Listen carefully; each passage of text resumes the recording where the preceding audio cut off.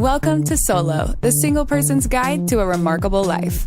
Your host, a behavioral scientist and bachelor, talks to leading experts and successful singles about living solo and living well. Travel more, make things, sleep in when you want to. Here's the playbook for the person who is unapologetically unattached. Now, please welcome Dr. Peter McGraw. Welcome back. Thanks to you, the podcast continues to grow. There's a lot of unapologetically unattached people out there, and I suspect there'll be more when the pandemic ends. With that in mind, I'm starting to develop the Solo community. I'll be hosting some live Zoom events where you can communicate with others about single life. If you want to join, please go to the Solo podcast page at petermcgraw.org to sign up. This episode was scheduled in haste after I received an uplifting email from a friend and Solo listener where he told me that he's using his quarantine to sharpen his sword.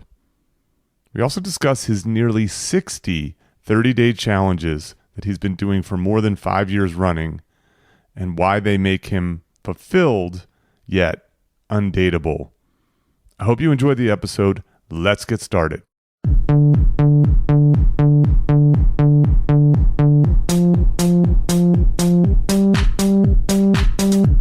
Welcome to Solo, the single person's guide to a remarkable life.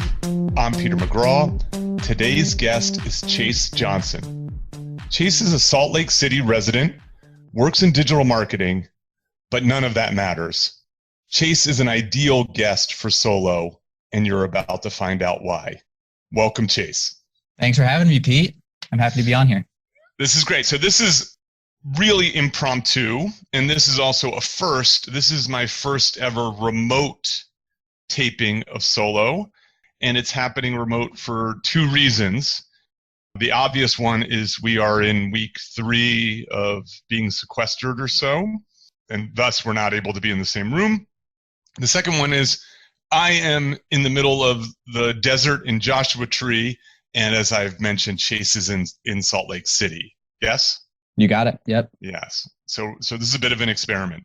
So this podcast actually has been rescheduled once. There was plans to do it in person in Salt Lake City, and I changed my plans and canceled on Chase.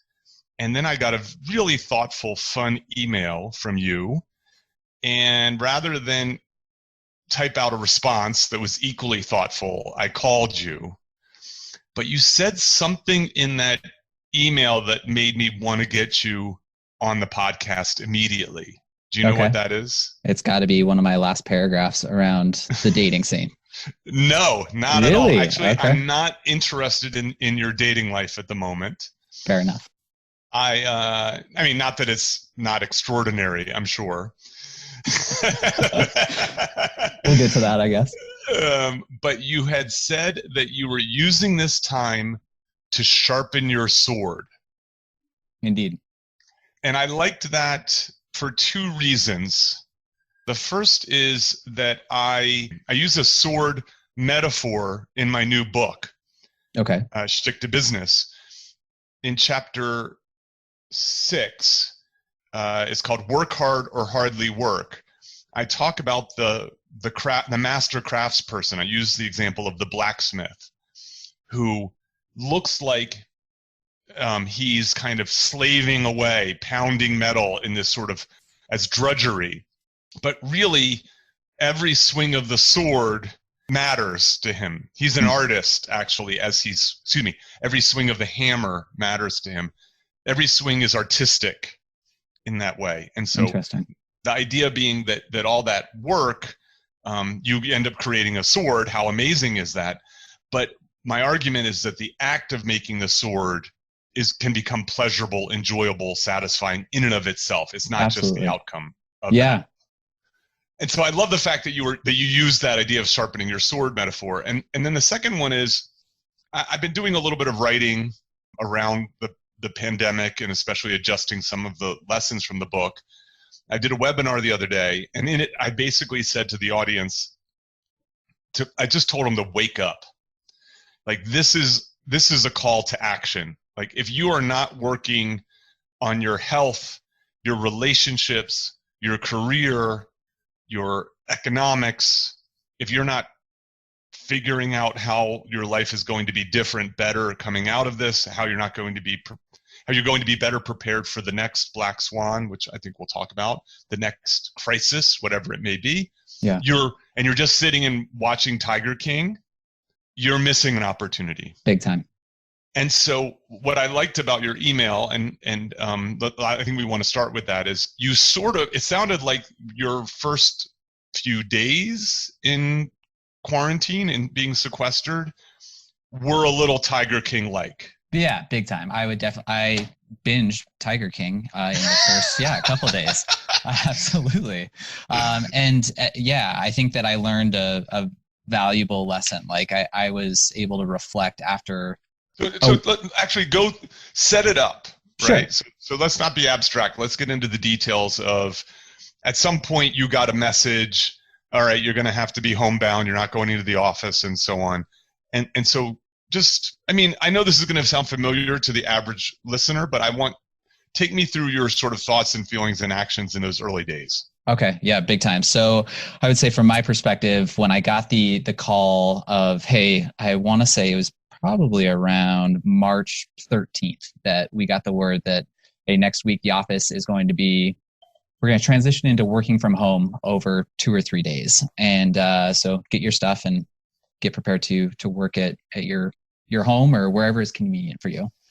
And when I got that message initially, I said, this is going to be great. I am going to be able to eat and drink as I please. And Pete, as you know, but your audience probably does not, I am a large craft beer aficionado. That is one of my big passions, and I am sitting on heaps of craft beer. And so I'm thinking to myself, it's going to be great. I'm going to be able to have some beers with dinner, maybe 1 or 2 too many, roll out of bed a little hungover, go to work, do my thing. And I led that life for the first week.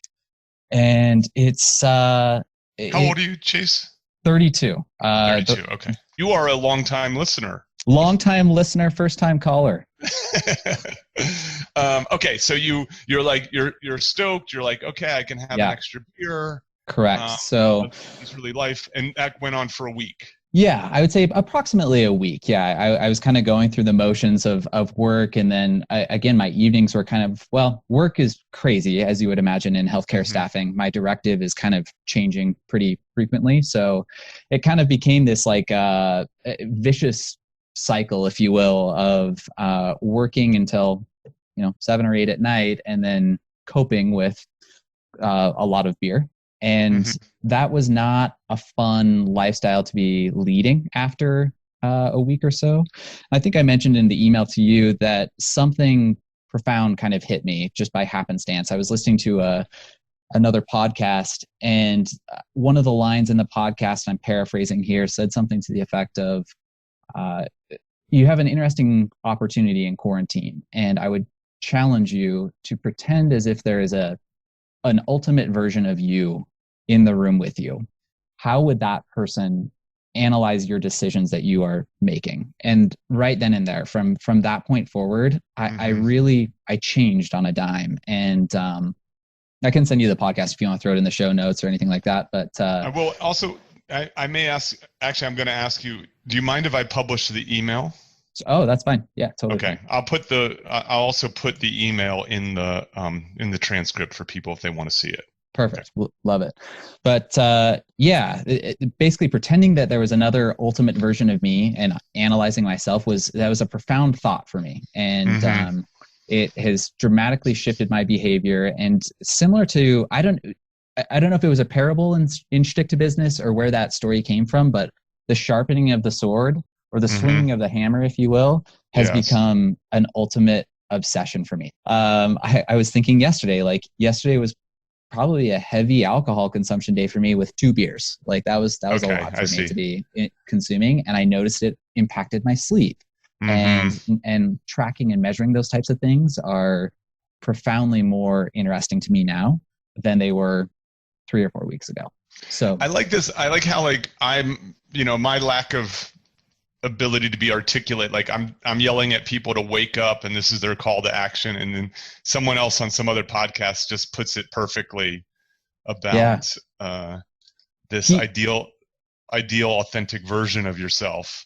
Well, I do also think the background of that fellow. So I don't know a ton about him. I've heard him on he was a guest on another podcast. His name is Jay Shetty. And the interesting thing about Jay, or what I know about Jay, is that he spent a decent amount of his youth as a monk. And I also know that, I don't know if it's ever or since he was 16, he's never sworn. Like he lives like a pretty clean life. And I think that he has a very different perspective than most. So that could be a factor in him being able to be super articulate in that. I'm willing to mix it up a little bit. I like that. Okay, so you hear that, and I like, I've had this, I keep coming back to, it is interesting that you can hear something one time and it has this profound effect on you. Yeah. My recent version of this, and I'm paraphrasing, this is also a wise man, Confucius. I've talked about it a number of times already. Forgive me if people are getting tired of hearing it. The idea that, and I'm going to make it more modern, is that people have two lives, and the second one begins when they realize they only have one. Yeah, love that. And I think I think that this pandemic, it's very easy to sort of drink your way, snack your way, Tiger King meme your way through this pandemic as you pass the time until, we're eventually furloughed or non-furloughed. But I think this is a rare opportunity. This for most of us will likely be a once in a lifetime opportunity to have just a disruption in our habits, in our schedule, to create some space. Now, I know some people are really challenged by this. Like if you are a parents working with children, now homeschooling, everything, you're totally screwed. Big time. But if you're solo, wow. Take advantage. Yeah, big time. Yeah, and so I think this is something that I am going to look back on. Again, assuming I have to be fairly optimistic about the future. It's in my nature, and then my look at this remains as optimistic as you can be in the face of this kind of tragedy. I think that I'll look back on these days warmly, fondly, big time, because of the opportunity it's giving me a chance. I'm calling it my sabbatical from my sabbatical. So you hear this, boom, you have, you notice, you immediately have this transformation. What starts happening differently?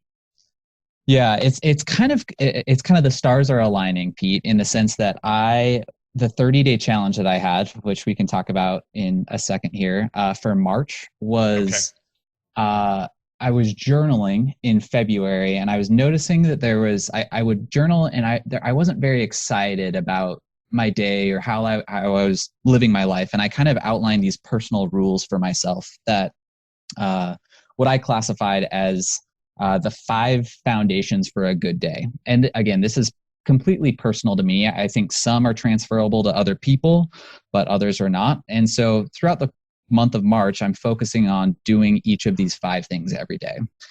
One of those things is giving myself at least an 8-hour sleeping window. So maybe like a 15-20 minute buffer on either side to fall asleep and kind of wake up. Mm-hmm. The next thing is an hour of movement.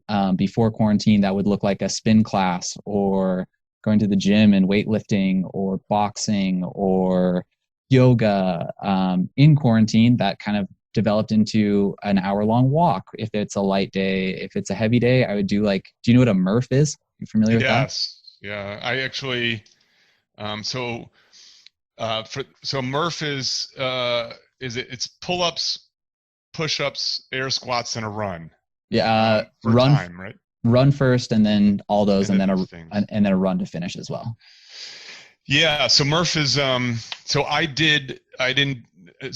turned 50 the other day, and in the morning I did 100 pull-ups, 500 push-ups, and 1,000 air squats before lunch. Whoa. And that was like let's sort of take the temperature of my body at this age kind of thing. Impressive. Super impressive. And so that was, I kind of regretted the air squats because they got so tedious. But it was fine. And what's that? I was just going to say, that's great, Pete. That's really impressive. But I didn't do any running. That's the thing about Murph is you do a mile. Is it a mile run? It's a mile to start and a mile to finish. Yep. Yeah. So that makes it even. Murph's harder than what I did. Murphs are tough. So it took me a while to build up to a Murph, to be honest. I would do half Murphs for the first little bit. Now I can do a full one.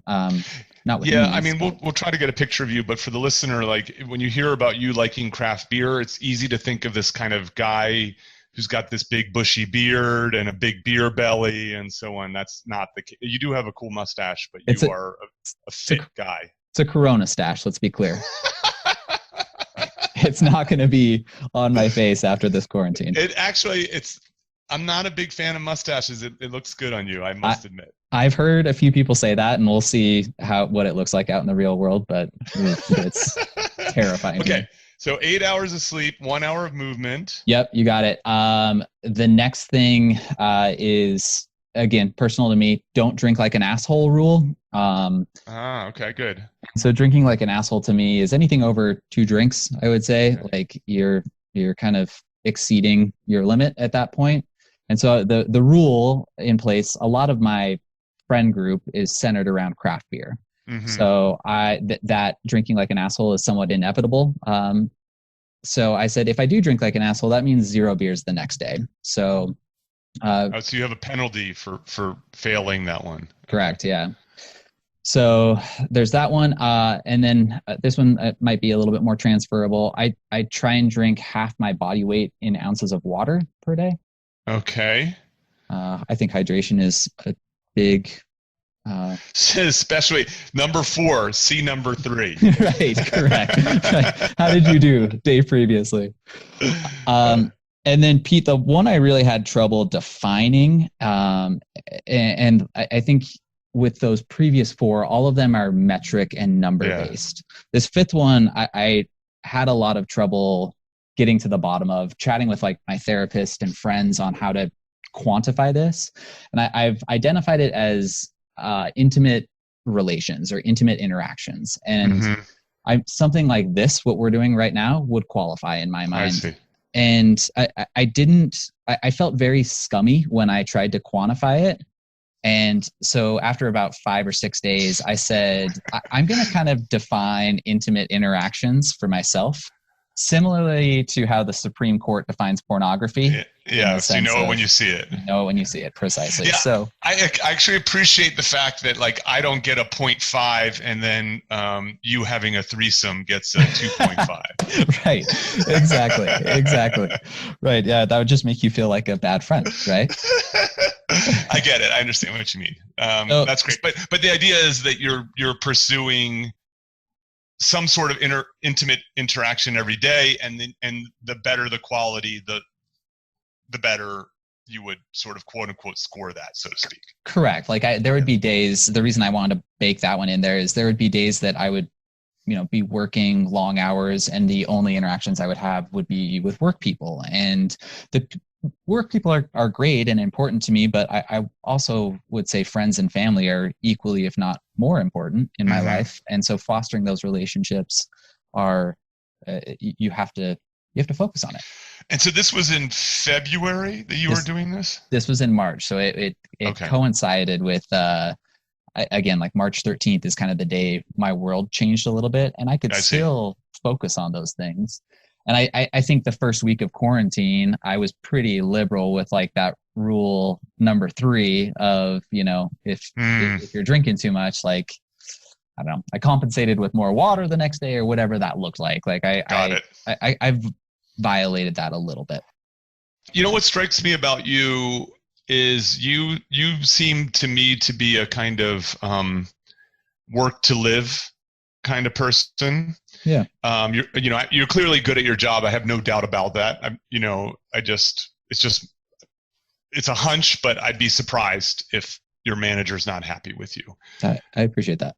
That said, I think that you and I share some similarities, but that's a difference. Like for me, I'm a live to work kind of person. Oh, interesting. I wouldn't have guessed that. I think in part because my work, the nature of my work is, even though it doesn't necessarily make me money, I still treat a lot of my creative endeavors like work rather than like hobbies. I think that speaks to the quality of your creative work. Wouldn't you agree? Yeah, I mean, perhaps. I think also some of it is I just have a head start on you. Like I wouldn't be surprised, Chase, if 10 years from now, you're not working in digital marketing. Yeah. You know what I mean? Like I think that. So let's here I'll give you my example of this. Let's talk about your 30-day challenges. Sure. So this 30-day challenge, your 5 foundations for a good day, which I like, is one of how many 30-day challenges have you done? That's a great question. I had to put together a presentation for my marketing group. Looks like February of 2018. And I had tracked all of my 30-day challenges from 2015 through January of 2018. So it looks like June of 2015 is when I started. And I don't have great documentation for all of it, but I don't believe that I've missed a month of 30-day challenges since then. So, okay, so what's the math on that? Really quickly, that's 5 years, 12 months. 60 of these? So you've done 60 30-day challenges? I guess less, because that's starting in June and we're through April, so 50. All right, but 50 plus. Yeah, that's right. So you've done a lot. And so how did that start? First of all, it makes me sad that you haven't documented them, even if it's just in a journal. I know. I feel like that's a missed opportunity. I totally agree. Well, I think we were talking off air of I'm good at the doing and not great at the documenting. I think so. So for the listener, Chase and I started chatting and I was like, shut the fuck up. Because what always happens in these podcasts is like you're in the elevator and someone drops like some bit of gold, you know what I mean, that you can't recapture, so to speak. So Chase, yeah, you were saying like how did you phrase it? You're good at X but bad at documenting. Oh yeah, I'm good at the doing. I'm bad at the documenting. You're good at doing, bad at documenting. I like to say I'm good at producing. I'm bad at promoting.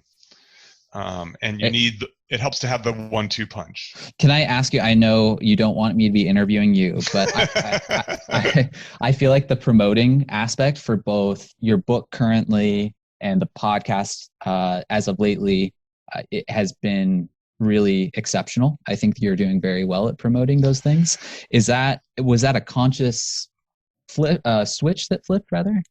It was, yes. So first of all, thank you. I think with the book, a few things happened. One is I know pride is one of the 7 deadly sins, but I'm proud of the book. Like good. The book's good. You know what I mean? I do. I believe it. I believe the book's good. And I'm willing to say when things aren't good. You know what I mean? So, and I think that I think besides it being entertaining for the right audience, of course, I think that there's some actually really useful takeaways in there. Yeah. And so I think I'm doing a disservice to myself and to other people if I don't do my best to get it out there. I think that's very fair. And so I also invested a lot more in this book than I did my previous book. So I financed this book. Oh, you did. And so I have even more skin in the game also, which is it's an idea that I like a lot. Now, solo, I don't think I've done a good job of I've done a good job of promoting solo within my little circle. One of my big to-dos while I'm in the desert and beyond is to start getting the word out about this right now I have been relying on a small number of followers on Twitter, Instagram, Facebook, LinkedIn, and then frankly listener word of mouth, which has been incredible. Yeah, I feel like I don't remember the last day that has gone by that I haven't talked about your podcast. You're not the only one. I have friends. Weird. It comes up on dates. It is weird. Yep. I'm telling you. So, but obviously I need to get in front of some bigger mouths, big speakers, some big, media outlets and beyond to get the word out. And I feel the same way. Mm-hmm. I think that solo has an important uplifting message. I think there's product market fit. I think that the people who are listening are optimistic people. I think they're tired of being embarrassed. Yeah. I think that they recognize that there's more to life than marriage and kids. And by the way, congratulations if you are listening without children and a less than desirable spouse. Yeah. Because if you had any cracks, they're showing right now. Big time. Yeah. I feel for people right now. I do too. I'm seeing it in some of my friend groups that relationships that were kind of held together with duct tape and shoestring they're falling apart really quickly. Indeed. Actually, one of my my next tapings, I don't know when it'll come out. It may even come out before this, to be honest. We'll see. Is with a divorce lawyer / mediator. Oh, wow. When was it recorded? I'm recording it after this, but I feel like it's so important you might get trumped. Yeah, that's totally fine. That sounds more important. Yeah. So, 58 or so of these 30-day challenges. Do you remember how it started? I do. So it started with a presentation at work. Coworker of mine came in and it's just kind of a fluffy team meeting. And she was presenting about this fellow named Matt Cutts. And Matt Cutts is, or was at the time, the head of web spam at Google. Okay. And my role in marketing at that time was basically ranking all of our sites higher in Google. And so this presentation she brought in was from like my digital marketing hero. This guy he could do no wrong. And he was talking about how he subjected himself to a 30-day challenge. And his challenge was to write 1,000 words a day. And at the end of his challenge, he would have a book or like a mini novel.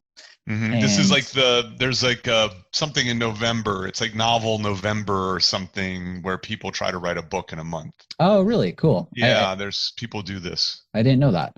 Yeah. So I'm not misspeaking. I don't know the name of it, but sure. Yeah. So I received that presentation and said, that's really interesting. If my hero in digital marketing can do that, I wonder if I can incorporate that into either my work life or my personal life. And let's see, the fourth challenge that I did, or fifth challenge, I got a lot of notoriety around it. And it was, I think it was kind of the ego boost that propelled me forward. And that fifth challenge was I ate a meal with someone different every day for 30 days. And I had this Google sheet and people could sign up and basically block time on my calendar. And it was great. And I would basically, the reason it got a decent amount of traction was I would recap our meal and basically like what we talked about, assuming it wasn't super personal and this person's relation to me. And it was really rewarding. And it was really cool to see people kind of take their own spin or do their own versions of that after and during that challenge of mine. So yeah, and I've had kind of a few little blips like that where there'll be some that are super notorious and are on people's radars, and it's fun. I want to say that's like the icing on the cake, and doing the challenges themselves is the cake itself. Got it. So let's before we get back to your quarantine and what you're doing now day to day, give me a couple versions of either 30-day challenges that you quite enjoyed, that you're sort of proud, happy about, and then others that people really responded to. Yeah. Okay. I would say one that, a few that I won't forget. One, walking 1,000 more steps incrementally per day for 30 days.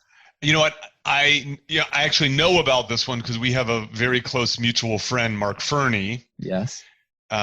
Who was a guest on I'm Not Joking with his wife Stephanie Green, in the Calendar of Fun episode. Love it. He's how I know you. Yep. And I feel lucky that I met you through him.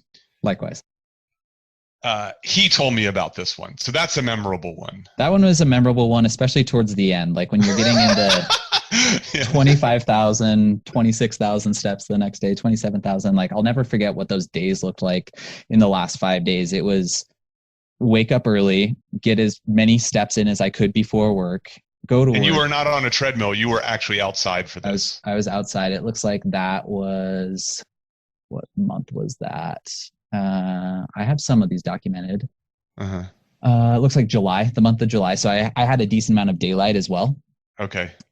So yeah, wake up early, walk around. Every one-on-one I would have at work, I would force them to go outside and walk with me. Right. I'm a social guy. I take over Mark Fernie, quite a bit.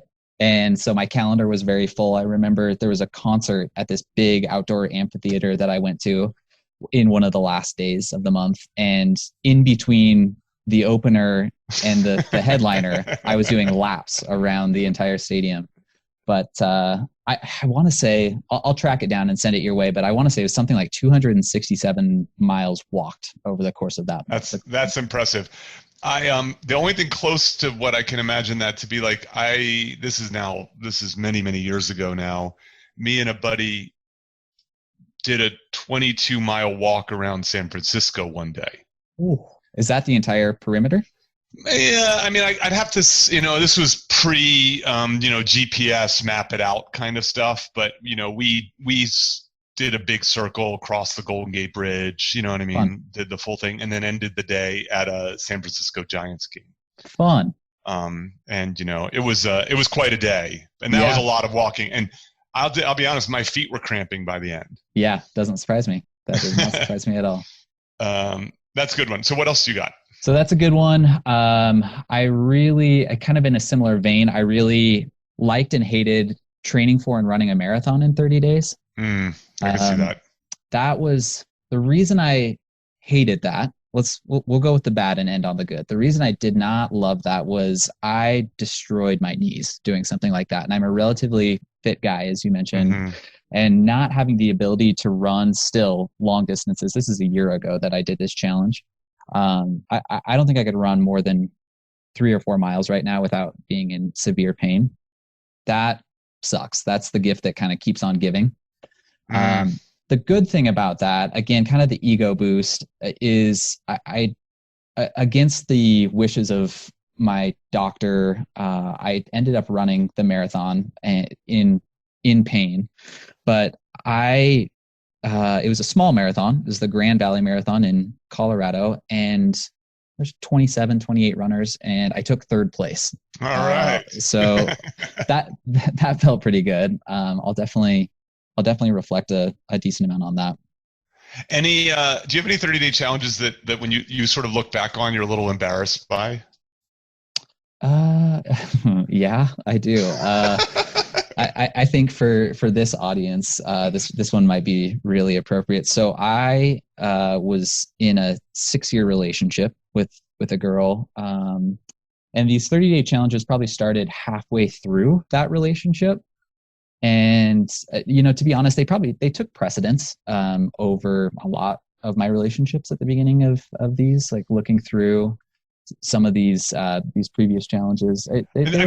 Some of them are consuming. Is that a fair way to say that? For sure. And I think some of them have like tertiary impacts. Like one, when I was dating this girl, no processed foods is one that I'm looking at. And it's like that impacts the live-in girlfriend, right?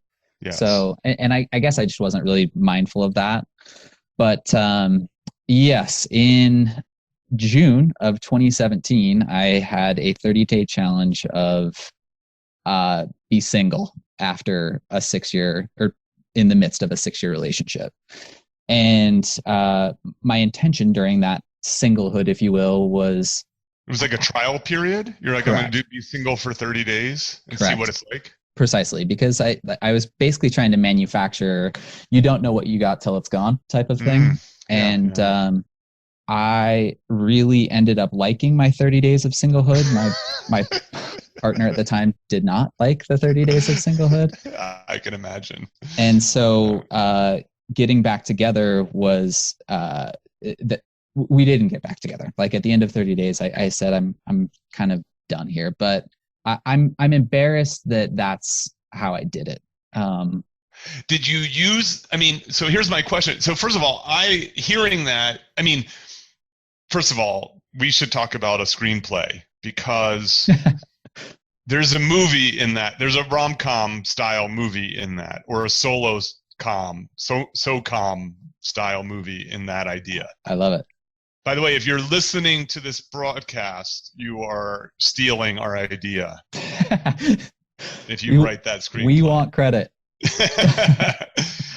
I actually don't like I don't find that as cringeworthy as you I could tell, like, people can't see your face as you talk about this and your body language. They can feel your pace slow down. I actually think that, like, a strong relationship, can handle that. Good point. Idea. And so, but my question is, did you do the 30-day challenge as an experiment, or did you do it, like, was it a little bit of a chicken shit way to break up? I think it was a little bit of both, to be honest. Okay. I think personally I was probably done with the relationship. I think this was me testing the waters of how done I actually was. So had it been really difficult for me, I think I probably would have continued on with the relationship, but it wasn't super hard at the time for me. Yeah. Forgive me. I didn't mean to use that term, but I just was like, no, please. I think it's apt. It's an apt description for sure. The reason I say that is I think this is, I have these little sort of mini sermons of sorts sometimes when it comes to solo, but like, I think there's, like, oftentimes people have a lot of guilt within relationships when it comes to them pursuing their happiness. And the reason is that they feel guilty because they're pursuing their happiness will make someone else less happy. Yeah. And then they sacrifice their happiness so as to not make someone else less happy. Right. And I think that kind of a relationship is ultimately doomed. That the best relationships are two people pursuing what makes them happy, call it, I like the term remarkable, good life, whatever, you know what I mean? Yeah. Happiness is sort of loaded. But what I like the idea that if you are in a partnership, the best partnerships are you're both pursuing your best life. Yeah. And it's not making the other person's life less good. Agreed. As a result. I think that is a very high bar, in my opinion, Pete. I think that in most relationships that I've been in, outside of little fling type of things, I feel like one party is building up the other party. And it's hard, well, at least in my personal experience, it's hard to find something that each person is making the other person better. Would you say that's maybe a personal problem, or do you think that's a genuine problem throughout society?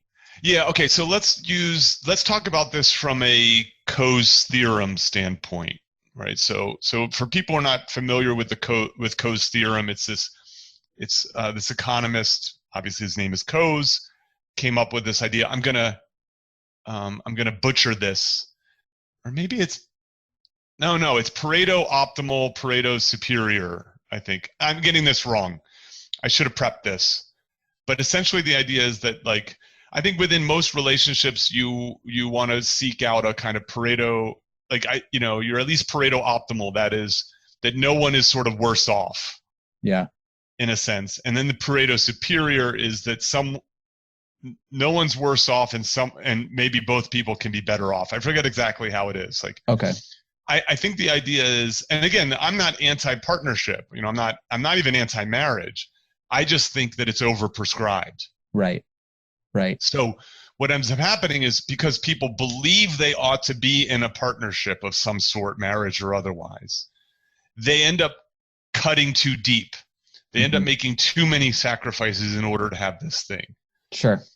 And so I think it is a tall order. I think actually marriage should be a very tall order in that kind of way, but I don't think that my success needs to build up the other person and the other person's success needs to build up me. I just think that when a person's pursuing their success, it shouldn't hurt me, and vice versa. Fair. That's what I'm saying about the ideal relationship is we're both pursuing a growth path. We're both making the best of our lives as the way we believe that our lives should be good, i.e. remarkable. Mm-hmm. And as a result, we're not making each other's lives less remarkable. Can I ask how many relationships that you know are achieving that? Yeah, I mean, I would say it's probably, 10 to 25%. Wow. That's maybe higher than I would have thought. I'm being generous. You know what I mean? Sure. But that's now. Of course. Now there are also, of course, the math on these things get very difficult because, in some ways, what's happening is the presence of that other person is making up for some deficiency in some important way. The idea that together we as a team are better off than we would be separately. Let's just be honest. Like the economics of being a human being sometimes demands imperfect partnerships. Big time. Sure. And so I recognize that some of this whole podcast comes from a place of privilege. I'm going to admit that. And so I don't have a solution for someone who, is just having such a hard time making ends meet. Yeah. That they need to compromise on the quality of a partner in order to just be able to afford housing, shelter, healthcare, food, and so on. And so I am, I'm sympathetic to people who make compromises for their own survival. Yeah. We're both lucky in that regard that we can afford to live and, maintain a certain lifestyle without a partner in there. Indeed. Yeah. I've had a chance to turning 50. I've had a chance to really reflect on my life. And wondering if I'm truly walking the talk of a remarkable life, but the ability to, and I did this on, I think it was March. So your sort of D-Day was March 13th. Mm-hmm. Mine was a little later. Mine was, I think, March 23rd. When did you arrive at your place? I think it was March 23rd. It was March 23rd. Basically on March 22nd, I found out that the cafe across the street from me, was going to be closing down, that I wasn't going to be able to use that space. The co-working space that I had kind of hacked together wasn't going to be available. The gym and the amenities in my building were going to be closing, and that I was going to be facing this being sequestered in a very lovely 1-bedroom apartment, but one that I knew I would go crazy in. It wasn't meant to be a place. Los Angeles is not a good place to be sequestered in the same way that New York City is not. LA is better than New York, but it's not. What makes those cities great are the people and the places and the things to do. Yeah. It's not like you have a suburban house where you have everything, you never have to leave. Right. And so I made the decision that Sunday to get the F out of there. So where you're at currently that was a split level decision. That wasn't planned out where you are. I made that decision on Sunday. I left 24 hours later and drove out. I packed bags that afternoon and the next morning. And then I just got in my car and I found this place online. And I actually have it indefinitely right now. You do? Wow. Yes. I think that I'm theorizing or projecting here a little bit. One of the 30-day challenges, if rolling or rewinding a little bit, please. If life were not, if I didn't have to afford a lifestyle, I wish I could quit my job and only do 30-day challenges and bump up the extremeness of those 30-day challenges. So 30 days in prison, 30 days in the dark, 30 days doing crazy stuff, exploring I don't know, the depths of the human soul. But I think that one of them that I've explored or thought about was 30 days of solitude and no interaction with another person. And I feel like you're doing that digitally, but are you capitalizing on that now? It feels like, from what I've seen, that you're pretty remote. Yeah. I mean, look, I'm in a quote unquote. I'm in the Joshua Tree area. The park, the park's closed, but you can still hike in and stuff. So I am in. I would call it a neighborhood. There are other homes and other people around. Okay. You have to drive on a dirt road to get here. There's BLM land, Bureau of Land Management land, probably a half a mile away from me. I that's where I do my walks. I'm on the phone a lot. I still text. I have some internet. It's not great. But where I'm taking this gets back to the sort of old school part of me. I'm in a really great place. The owner of this place is audiophile and has a rack of vinyl, probably, I don't know how many, 200 albums plus there. I told her a little bit about my taste. She dropped off some from her own personal collection. There's a rack of probably, I don't know what, you can see it behind me, maybe 1,000 CDs I would say behind me. And so I have not watched television or a movie. I've watched a little bit of YouTube clips here and there on occasion, but I have not turned on a TV since I got here. So my evenings are reading and writing. Well, that's it, reading and writing. Love it. So I turn my phone off at a certain point of time. I disconnect from the internet at a certain point of time. I'm treating this as sort of monk adjacent. Yes, I love that so much. And it's been great. I have my little list of things here. So I do. They call them goals or whatever. I just have this like little small piece of paper. It says 100 push-ups, walk. So every day I want to do 100 push-ups. I want to do a walk. Great. Sun. I want to try to get a little sun. Not every day, but I want to make sure I get sun. This is obviously a sunny place. It just says read and detach. No alarm. Nice. So I have not set an alarm since I got here. And I've settled into and so I go to bed when I feel tired and I just wake up when I wake up. Really? Yes. You'll appreciate this, Pete. I haven't had an alarm. I'm trying to timestamp this probably since 2017. In 2017, I do year-long challenges in addition to my 30-day challenges. Of course you do. I know. Bring it on. I get a lot of heat. This is what makes me ultimately undateable, in my opinion, is my life is so structured and in boxes and whatever. But my year-long challenge of 2017 was get a shredded 6-pack of abs. Okay. Yeah, I remember this. I also heard about this from Mark. So this was this challenge was the most mentally and physically taxing thing in my life. But to hit on what we were talking about earlier is no alarm clock. So I would have to set my alarm really early during this year during 2017 because of it was 2 hours in the gym every day. And if I wasn't in the gym or at work, I was doing laundry, I was meal prepping, I was doing dishes. My entire existence was spoken for, and it was just kind of miserable. You did that woman a favor. I did.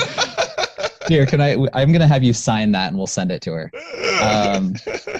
But she never would be fully happy with you. 100%. Yeah. And I think that goes both ways for sure. Yeah.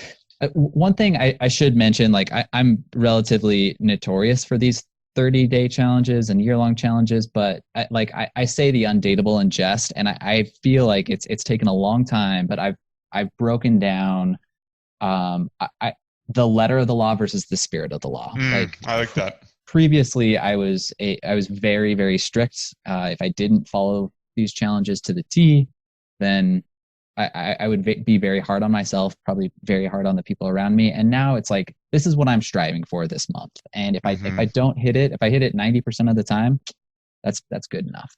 Yeah, I get it. That makes sense. And so I think that makes me probably a more pleasant human to be around. And I like that version of myself a little bit better as well. What's the saying, I feel this way about my new book, which is I really could have used one more edit. Yeah. But I know that at the end of that edit, what I would have said is, it really needs one more edit, right? And so someone said to me, "Don't let perfection be the enemy of good." Love it. Good. 100%. And I think that's useful for your 30-day challenges. Can you rattle off just? I'm sure if people are listening, first of all, they're just like, these guys just love each other. They don't care. I do love me some Pete. I love me some Pete. They don't care about us. Can you rattle off like a few more of these, just to give people a flavor of the wide array of ideas? I'm gonna just go down this list from oldest to newest. You can just stop me when you think it's good, perfect, inappropriate. So I started this with journal every day. Then I went on to write a thank you card to someone new every day. I went on to 30 days of challenges. So that was just random, like, how many push-ups can I do in a minute? Whatever it was. That's fun. That next one was the eat a meal with someone different every day. The next one was a 60-day, so 60-day workout challenge. I found some workout routine to do for 60 days. Okay. Next one was usually January of a year-long challenge. I will just focus on that for the month. And so 2016, January, I did wake up before the sun. And for all of 2016, I woke up before the sun. The next one was no processed foods. The next one was use Duolingo for at least 15 minutes a day and finish a book. Some of these are kind of T-balls. Yeah. What about some of the more challenging ones? Well, the marathon one is the big one. Marathon one was tough. Let's see. Some of the more challenging ones that are like, I touched on some physical ones, some mental ones that were a little bit tough. I did this challenge. I've done this actually 2 times, where December of 2016, I had some really long hair. And I spent the month of 2016 selling raffle tickets. And you buy a $5 raffle ticket. If I chose your name at the end of the month, you got to choose A, where we donated all the raffle money, and B, what I was going to do to my hair for a week. Okay. And so that one was just like, again, a little bit of mental anxiety as far as like, what am I going to look like out in public for a week? Right. Sure. Yeah. That's great.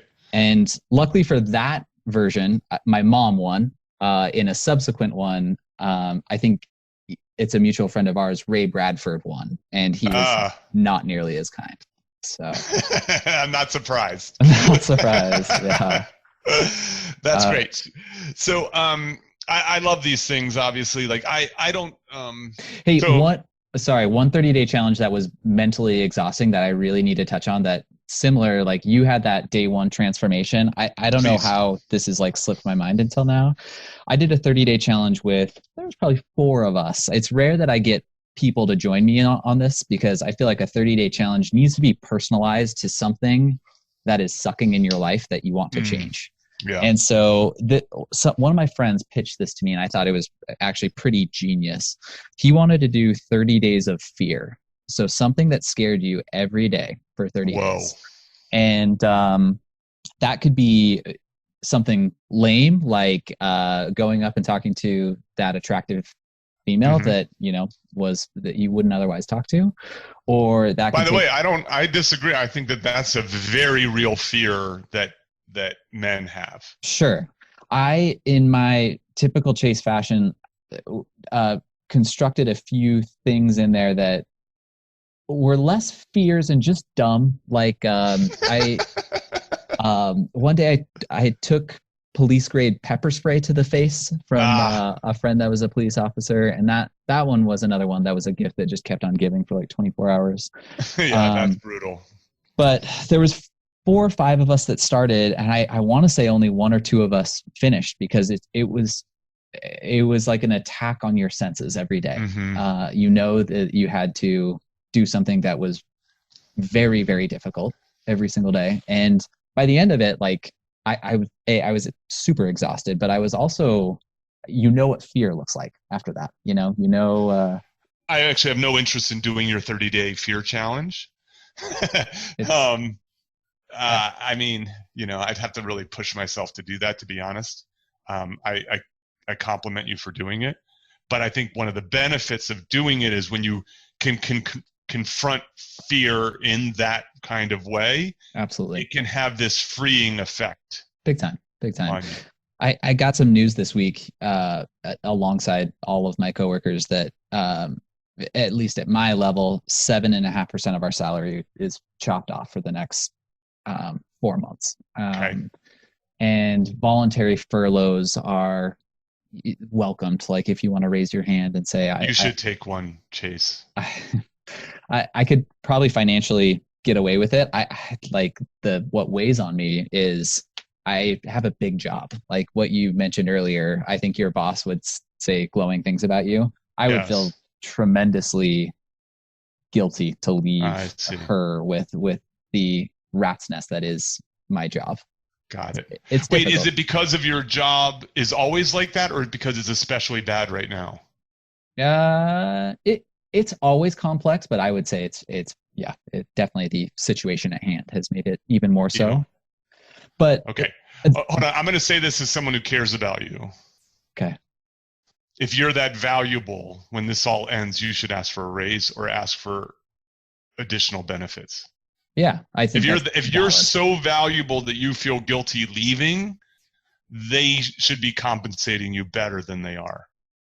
Very valid. Absolutely valid points. And I think I've justified probably a lower compensation historically because I value that freedom that you and I have talked about. And I think that I have this weird intersection of the perfect amount of challenge with also the perfect amount of ability to walk away for a week. Like I can get away for a week and the world would be fine. If I took a month, if I took a couple weeks, like that might get a little tougher. So I had this conversation with a friend. She's a listener. She'll know it when she hears it. Where she was considering taking another job, and I said, before you take that other job, you might want to ask or if you get the offer, you might want to go back to your employer and instead of asking for a raise, ask to keep your salary the same, but only work 4 days a week. Yeah. What was her response to that? First of all, she said, I think it would be difficult for my company to say yes because organizationally they probably don't have the means to allow that. But what I said was, and then you should use that extra day to start working on your own entrepreneurial venture. Great. I would love to see you work 4 days a week and then start to turn your hobbies into businesses. Yeah. Yeah, I think that would be the equivalent of you getting a raise. That's a really good point. But what you need more than money is time. Right. You have a low burn rate. You're not a person who has expensive tastes. I mean, aside from craft beer. Right. And so to the next step in your remarkable life is to start to shed, the hours that you spend. I have a feeling you could do your job in 4 days, 90% as well. I think you're 100% accurate. I like where this conversation has gone. P.S.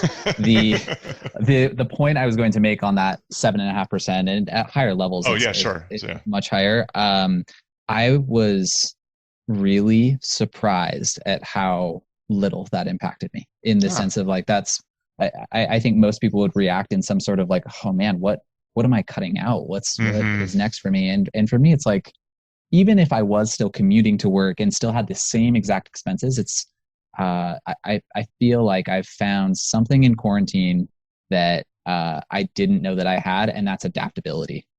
I think that I am myself and probably humans in general are beyond adaptable to the point that you could even imagine. I agree with that. I've been surprised at even just how willing people are to go along with all of this. Mm-hmm. Yeah. That's the first one. So let's get back to sharpening your sword. Sure. Yeah. Okay. So That was a fantastic digression, first of all. So I don't regret doing it.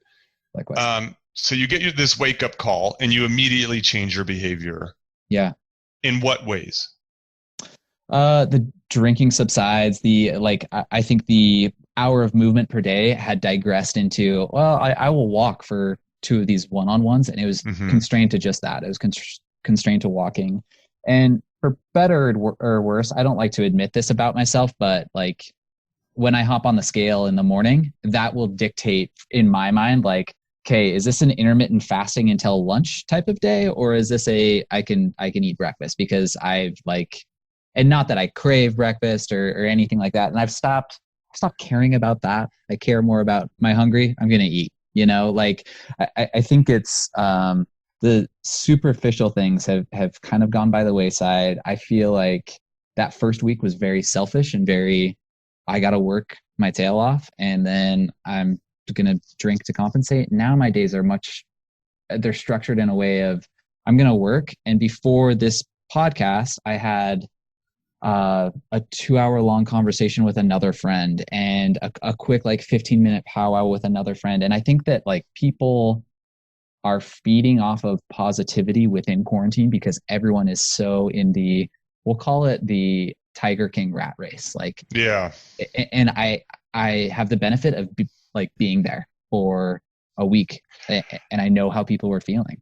I had another conversation with one of the listeners, and I had said to her, I'm concerned that you gave up your side hustle too quickly when the quarantine hit. Yeah. And we talked through this is an opportunity that you might be able to spin this business up. Absolutely. Absolutely. So I have this saying, it leads my acknowledgments, which is I like to give advice and I like to take advice. And that a lot of my conversations are one or the other of those things with a wide range of people. For sure. And I think that you're right. There's a number of people who are just struggling right now. Right. And uncertain, and uncertainty is really aversive and can be paralyzing. Yeah. Yeah. So it sounds like you've kind of righted the ship a bit, and now people are sort of leaning on you a little bit for some inspiration or. That's what I'm seeing and feeling. And I think that has historically filled my cup, as it were. That gives me energy and a it feeling fits the of intimate interactions. Precisely. Yeah. And I think I get more strength, if you will, or fortitude from giving advice versus receiving it.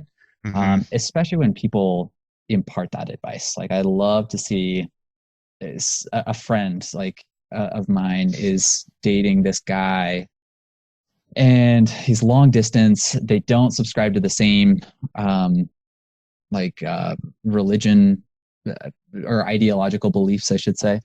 And she's just grasping at straws for dump him. Amen. And so this is a funny story. Send her this podcast when it comes out. She's a fan. Yes, she listens to this. And do both of yourselves a favor. Yes, dump him. So the funny thing, she was chatting with me on Marco Polo. Oh, by the way, dump him compassionately, kindly. Yes, 100%. With grace. Right. You can definitely do that. Yes. We were chatting on Marco Polo, and she was talking about how well, maybe I can kind of bend my moral standards, and she doesn't want to have sex until marriage. Maybe I can after 3 months of dating, either he bends to me or maybe even I bend to him. She accidentally sends that Marco Polo to her grandmother. Oh no. And the grandmother responds with the exact same advice that I've been saying to her this entire quarantine. I call it my quarantine. The entire quarantine, I've been telling her do what's right for you and be true to yourself. And if that's with this guy, P.S. it's not, but follow that. And the grandma is saying the exact same thing. That has been the highlight of my week, Pete. If a 32-year-old man and a 75-year-old woman who both know and care about you give you the same advice, they are correct. 100%. What are you doing? So that was... and if a 50-year-old stranger. Yes, straight up. Agreed. The triangulation on that is 99.9% accurate. Absolutely. Forecast points to lots of rate there. So tell me a few other things so let's do it in this kind of way. Yeah, so, sure. I'm going to try to hustle to get this out. I've upped my, I do a podcast every week now, and then occasionally I'll drop one in earlier, you know what I mean? Like, so maybe there'll be 2 in a week or something like that. I have a feeling that's what I'm going to try to do with this. There's a bit of a production lag. Understandable. But this is going on for a while. So what, anything else that you're doing or any advice, I'm going to give you a chance to give some advice to listeners or to me about quarantine. Yes. That you think would matter. Okay. Well, I need to do a little bit, just 1 or 2 additional questions for you in the sense that okay. I know, I'm sorry. By the way, hold on. I just want to say this on the air. There are several candidates for this, but if I drop dead, I should have someone that I hand Solo over to. I would be honored. You are a candidate.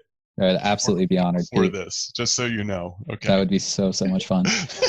Okay, so one of the things that you mentioned on this podcast earlier was that March 22nd date when things started closing around you, and you kind of said, I don't know that I can be stranded in this 1-bedroom apartment. Can you tell me about that? Because you currently have like a version of that, but a much bigger version, or what makes it better in Joshua Tree? Yeah, so I think that it's an interesting question. So there's something psychologically different about it. So there are some physical differences. So first of all, this is a bigger space than I have in LA. I call it my box in the sky. And I'm not, trust me, I'm not disparaging it. It's got a wonderful view. It's super cool. It's a great refuge, home base kind of thing. This place has a little extra space, but it also has it has a back patio that I can walk out of and a fire pit. It's got windows on all 4 sides. Mm-hmm. It has just green space, or the equivalent of it, desert space everywhere. You know what I mean? Like, I look out the window and I see a Joshua tree. I look out another window, I see another Joshua tree. And so what it does, though, is it's not where I'm like blocked from my old life, which is you can't go to your co-working space, you can't go to your cafe, you can't go to your gym. You know what I mean? In that way, I can't do any of those things either, but none of those things are across the street. Right. And tempting you. Exactly. Or just like the reminder that this wonderful, exciting LA living has just, poof, gone. Sure. Kind of thing. Okay. Good perspective.